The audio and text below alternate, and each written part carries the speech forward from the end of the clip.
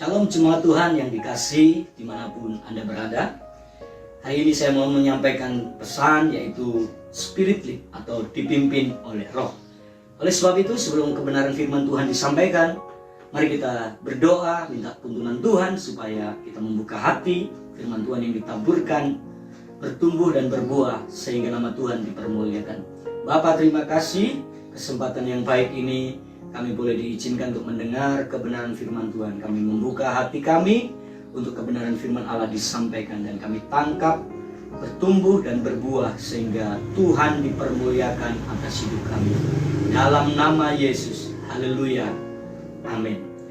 Bapak Ibu Saudara yang dikasihi Tuhan, dalam kitab Galatia pasal 5 ayat yang ke-16 berkata begini, maksudku ialah hiduplah oleh Roh, maka kamu tidak akan menuruti keinginan daging. Nah, ada sebuah persoalan yang mendesak yang harus diselesaikan oleh Rasul Paulus kepada jemaatnya yang ada di Galatia. Apa yang terjadi terhadap jemaat yang ada di Galatia? Dan saya tahu bahwa surat di Galatia adalah surat yang paling keras dan kasar, di mana Paulus pernah mengatakan jemaat Galatia itu bodoh. Nah, apa yang terjadi di sana? Bodoh ini bukan berbicara tentang EQ, tapi bodoh sedang berbicara pola pikir yang tidak beres, pola pikir yang tidak sempurna di dalam memandang kebenaran firman Tuhan, memandang Kristus. Sampai akhirnya Paulus berkata, siapa yang mempesona kamu? Mempesona itu artinya menyihir kamu sehingga kamu mengalihkan kepada korban Kristus. Kenapa Bapak Ibu Saudara? Apa yang terjadi dalam kondisi jemaat di Galatia? Jemaat di Galatia adalah jemaat yang kembali kepada legalisme atau hukum-hukum yang sebelumnya, yaitu mereka lebih mentaati hukum Taurat daripada menghargai dan mentaati darah Kristus. Dan mereka berbicara bahwa untuk mencapai keselamatan dibutuhkan mentaati hukum Taurat. Dan Paulus gemes banget dengan jemaat yang ada di sana.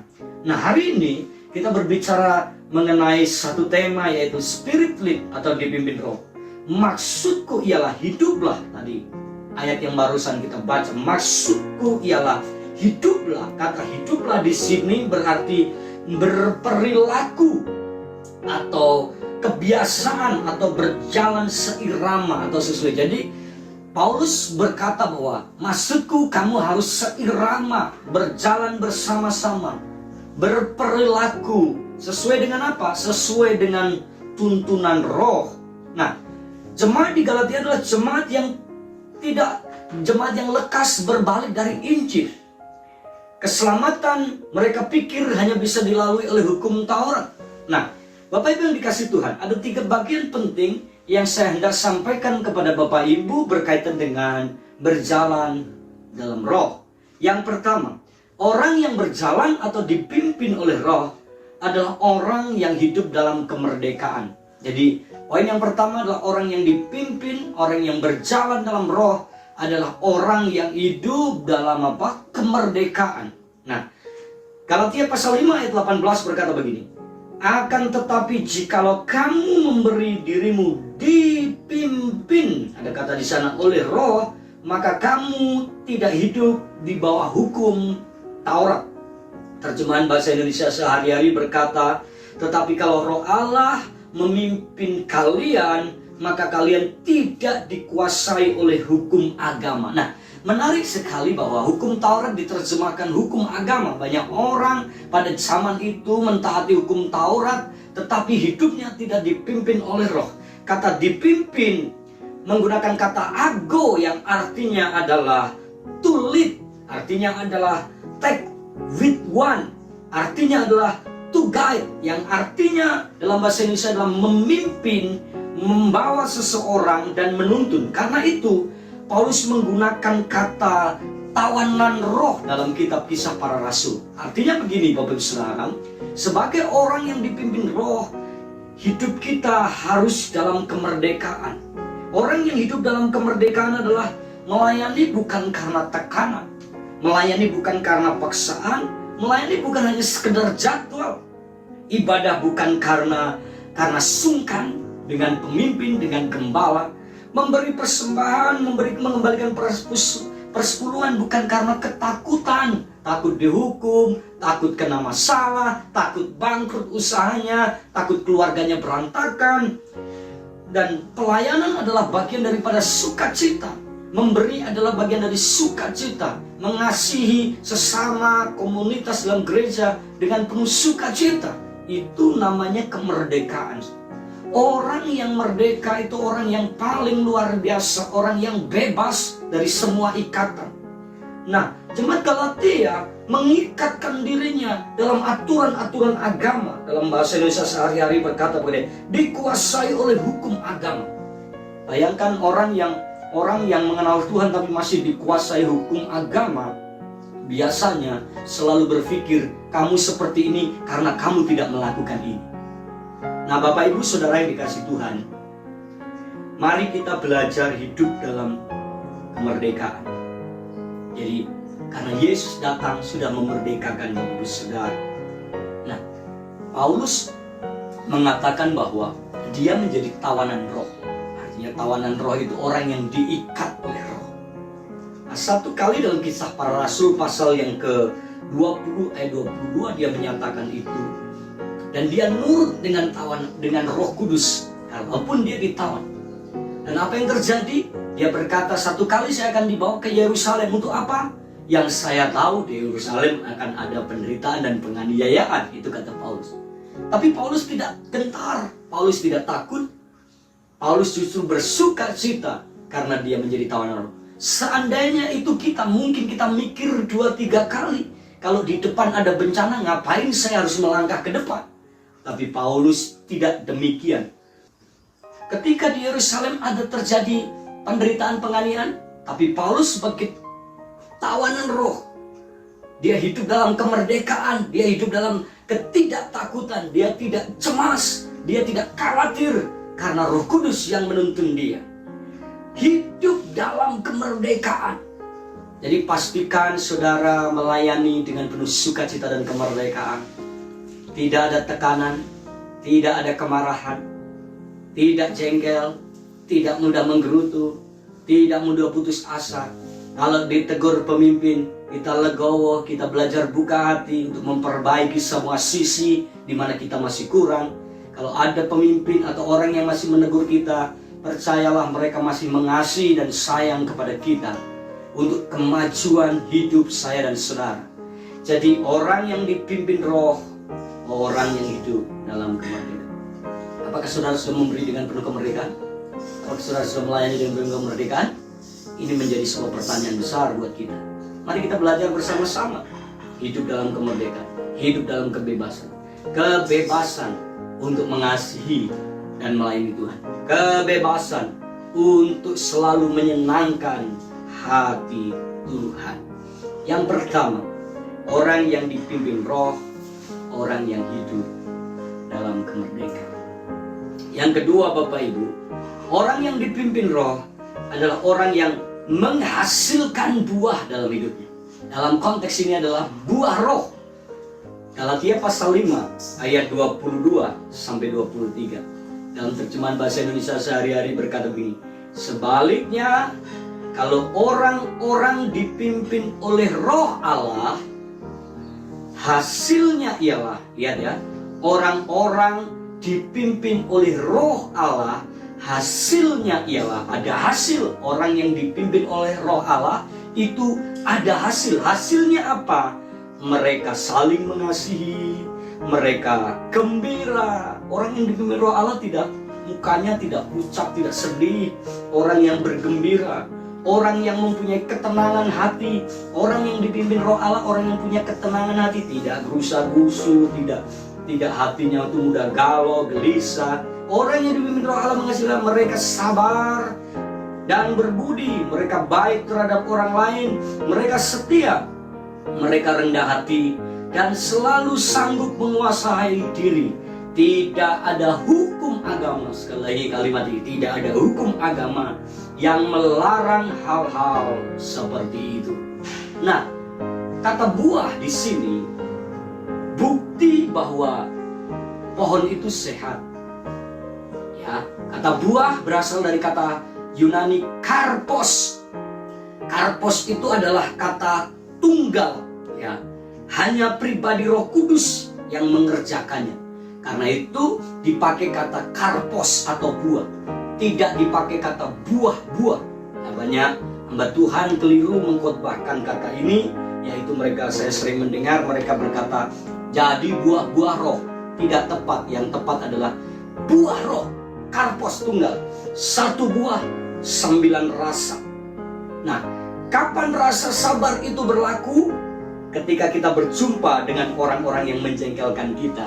Dan disitulah kesabaran kita diuji. Berbuah enggak? Atau kita buahnya jengkel? Atau buahnya marah?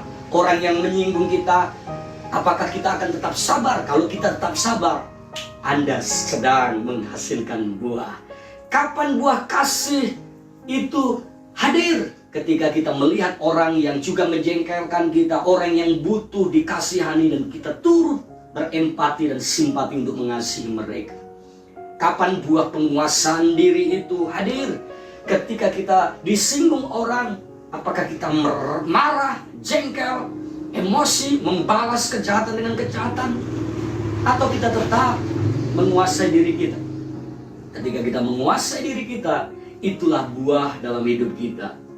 Nah, Bapak Ibu, buah itu sangat penting di hadapan Tuhan dan orang-orang tentunya. Mengapa?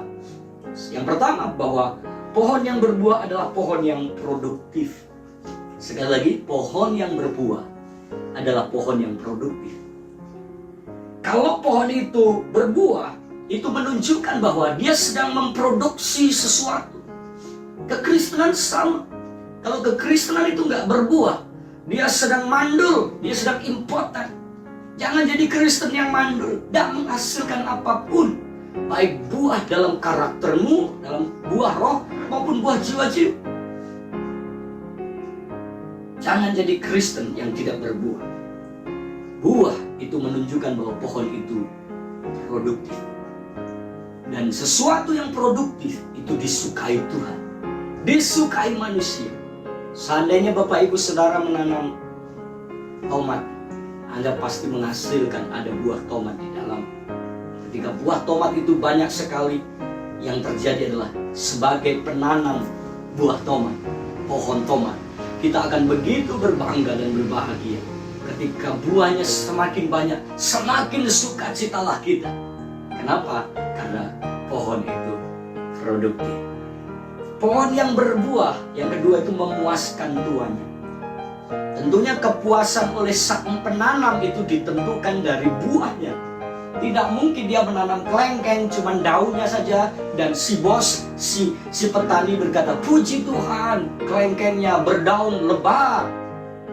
Hanya orang konyol yang menanam pohon berbuah, tapi ketika daunnya yang lebat dan buahnya nggak muncul, dia berbahagia. Memuaskan Tuhan. Apakah kita ini memuaskan Tuhan kita, yaitu Tuhan Yesus? Kalau pengen memuaskan hatinya Tuhan Yesus, jadilah Kristen yang berbuah. Jangan jadi Kristen yang mandul. Jangan jadi Kristen yang impoten. Kristen yang menghasilkan buah dalam hidup, penuh sukacita, penuh kesabaran, penguasaan diri. Dengar baik-baik, hukum itu tidak ada yang menentang. Agama manapun tidak akan menentang. Kalau Anda pengen jadi Kristen yang menyenangkan hati Tuhanmu, ayo kita berbuat. Bawa jiwa ke gereja. Bawa orang-orang yang belum bertobat untuk mengenal Yesus. Teman-temanmu yang jauh dari Tuhan, jangkau mereka. Anda akan menyenangkan hati Tuhan. Dan tahukah saudara, ketika Tuhanmu disenangkan, ketika Tuhanmu disenangkan, ketika Tuhanmu dibahagiakan, Dia adalah Tuhan, Dia adalah Tuhan yang baik. Dia akan memberikan apa yang menjadi pergumulan dalam doa Anda. Bapak Ibu yang dikasihi dalam Tuhan. Yang ketiga, pohon yang berbuah itu pohon yang tidak terancam. Ya, pohon yang berbuah itu tidak terancam. Pernahkah sudah membaca kebenaran firman Tuhan bahwa Yesus pernah mengutuk pohon ara karena nggak berbuah? Pohon yang berbuah tidak terancam oleh tuannya. pohon yang berbuah sebaliknya dipuji Tuhan, disayangi Tuhan.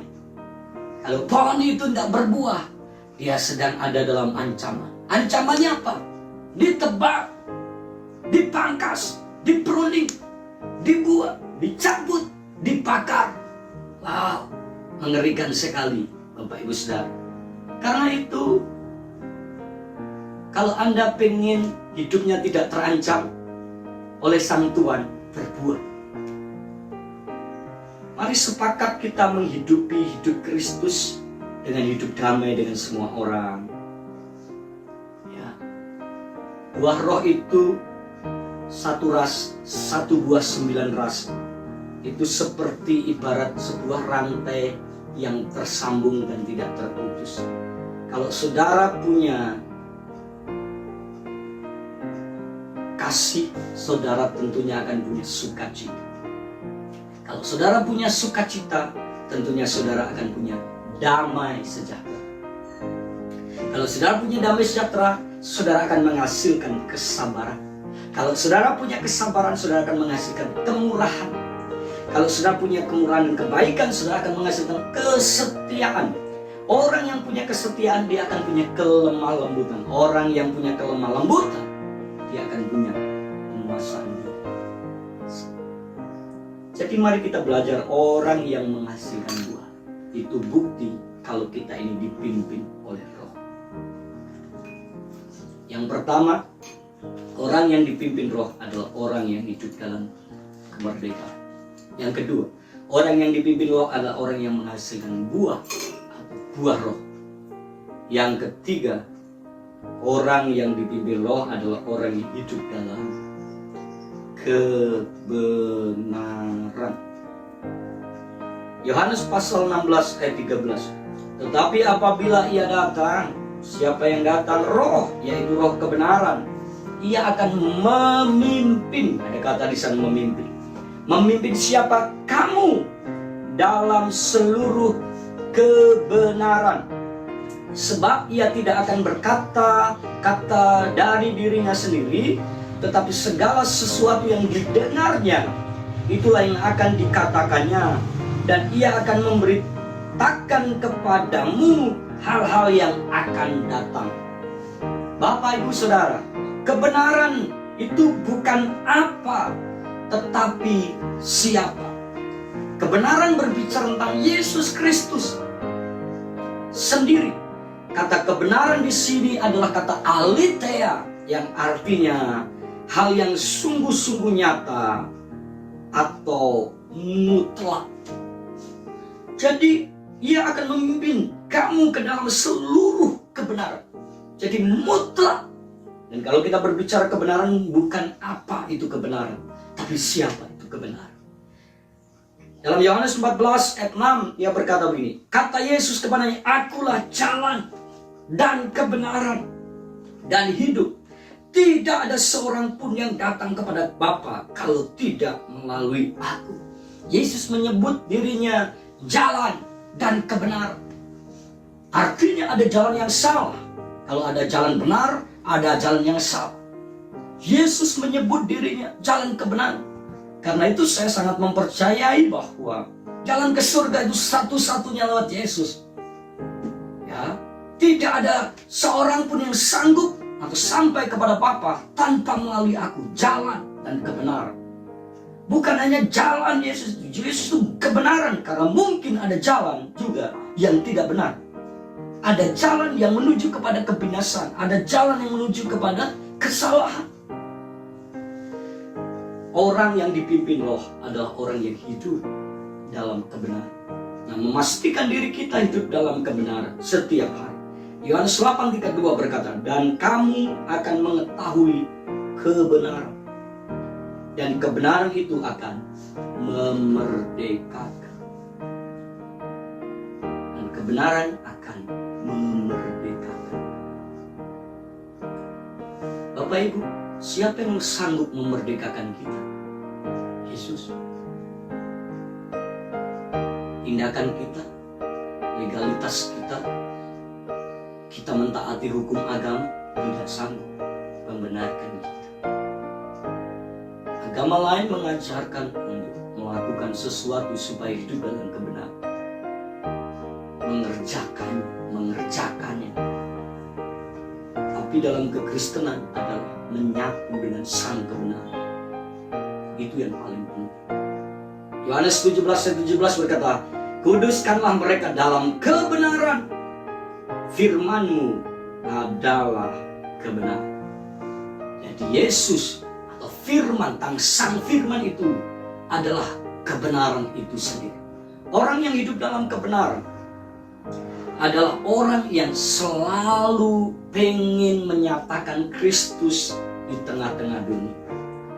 Perkataannya, tindakannya, perbuatannya, pelayanannya, semuanya all about Christ. Semuanya untuk Kristus. Orang yang hidup dalam kebenaran adalah orang yang tidak mudah terintimidasi dengan apapun. Orang yang hidup dalam kebenaran adalah orang yang senantiasa melakukan apa yang benar. Apa yang benar? Firman Tuhan. Orang yang selalu merenungkan firman Tuhan siang dan malam, hidupnya semakin dibenarkan.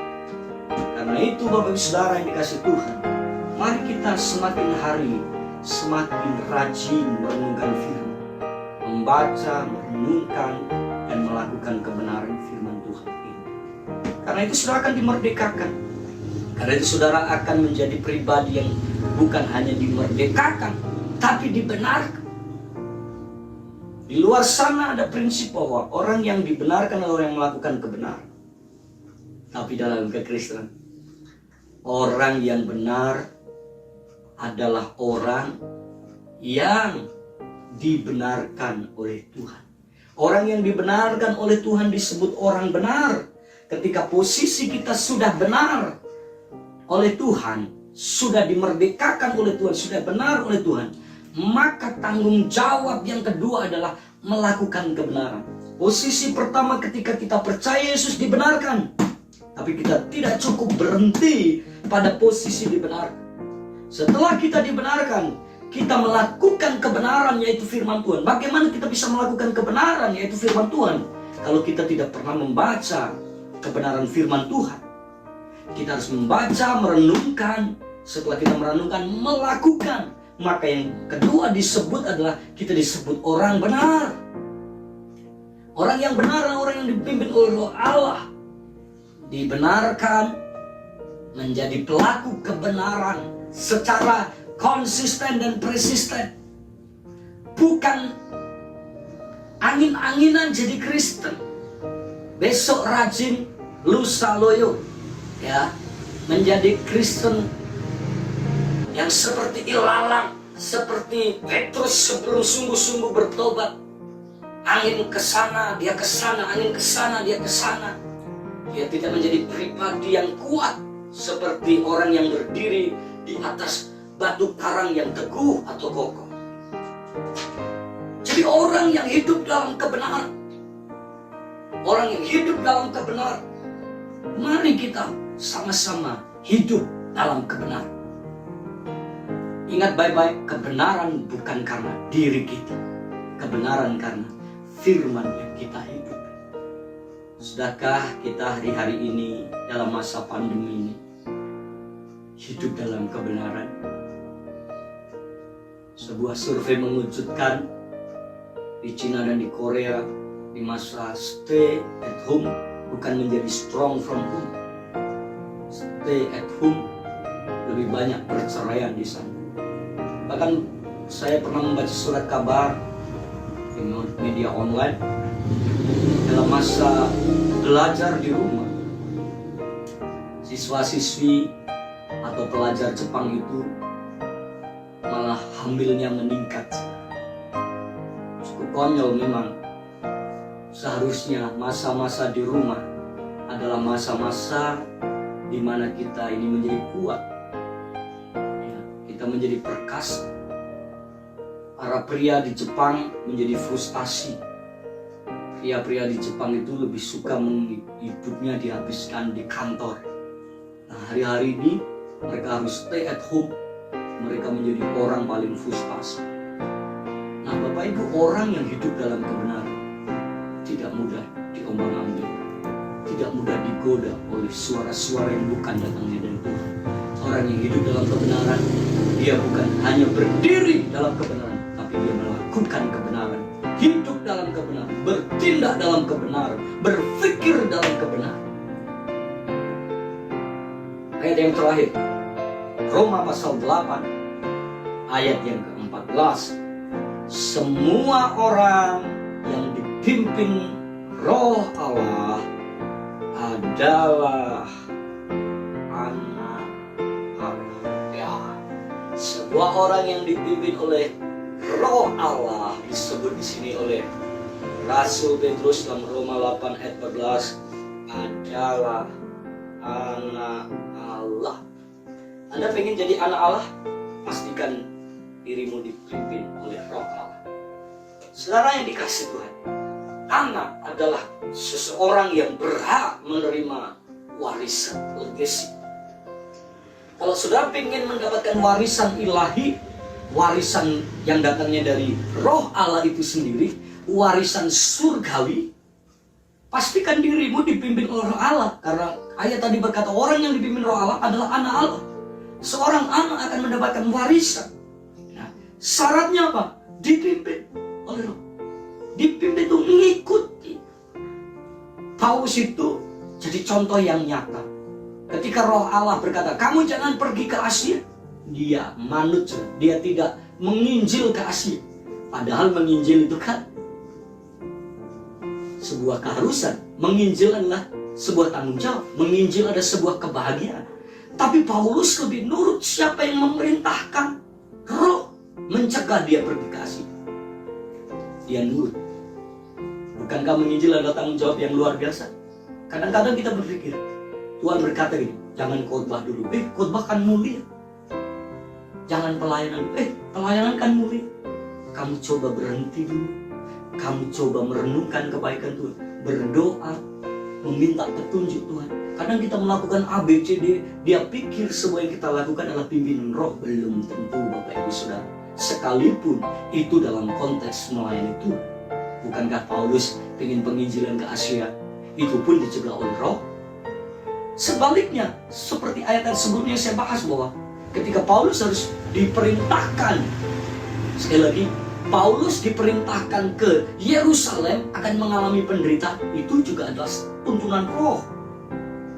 Seharusnya Paulus menolak, tapi Paulus adalah pribadi yang menjadi anak-anak Allah, yang menjadi orang yang dipimpin Roh Allah, dan dia disebut menjadi anak Allah. Akhirnya apa saudara? Akhirnya dia nurut, sekalipun akhirnya hidupnya mengalami kesakitan, penderitaan, bahkan kematian di Yerusalem. Orang yang dipimpin Roh tidak lagi mempedulikan keegoisannya. Orang yang dipimpin Roh tidak lagi mementingkan kepentingannya. Orang yang dipimpin Roh mementingkan kepentingan Roh yang tinggal dan hidup di dalam. Pastikan hari-hari ini, saudara, masa-masa yang tidak mudah, kita ada di tengah-tengah wabah ini. Tetapi saya percaya, saudara tetap dipimpin Roh. Yang pertama saya ulang, orang yang dipimpin Roh, orang yang hidup dalam kemerdekaan. Mari merdeka, bebas, berekspresi. Sekali lagi kalau ibadah, jangan nyunggu disuruh tepuk tangan baru tepuk tangan. Ekspresikan kemerdekaanmu, tunjukkan kemerdekaanmu untuk Tuhan dan seluruh umat. Orang yang dipimpin Roh yang kedua adalah orang yang menghasilkan buah. Pastikan perkataan, tindakan, pikiran, apa yang saudara katakan dan apa yang saudara lakukan itu sama, sinkron. Ya, jangan menjadi gajah di belangkoni, iso khotbah ora iso nglakoni. Lakukan yang sama seperti apa yang Anda katakan. Satu teladan lebih berharga daripada ribuan ajaran yang kita sampaikan. Berbuah, maka akan menyenangkan Sang Tuhan. Yang ketiga, orang yang dipimpin Roh Allah adalah orang yang hidup dalam kebenaran. Saya berdoa, setiap kita yang mendengar pesan yang sederhana ini, hidup selalu dipimpin Roh dalam semua area hidupmu. Keluarga, pendidikan, jodoh, pencarian jodoh, pasangan hidup. Pelayanan. Ada yang ada di marketplace, ada di ladang pelayan sepenuh waktu. Ada yang sedang membangun usaha, pastikan Anda dipimpin oleh Roh. Karena saya percaya ketika Anda dipimpin Roh, yang ada adalah sukacita. Tidak ada kekecewaan di dalamnya. Tidak ada rasa sakit di dalamnya yang akan kita tanggung berlarut-larut. Karena Roh yang menuntun kita. Dia akan memberikan jalan keluar. Dia akan memberikan kekuatan. Dia akan memberikan penghiburan. Dia akan memberikan solusi-solusi yang luar biasa. Bahkan Paulus mengajarkan berdoalah dalam Roh. Berdoa dalam Roh. Artinya Roh kita connect dengan Roh Bapa. Roh kita connect dengan surga. Sehingga ketika doa-doa itu dinaikkan, Roh itu yang menjerit.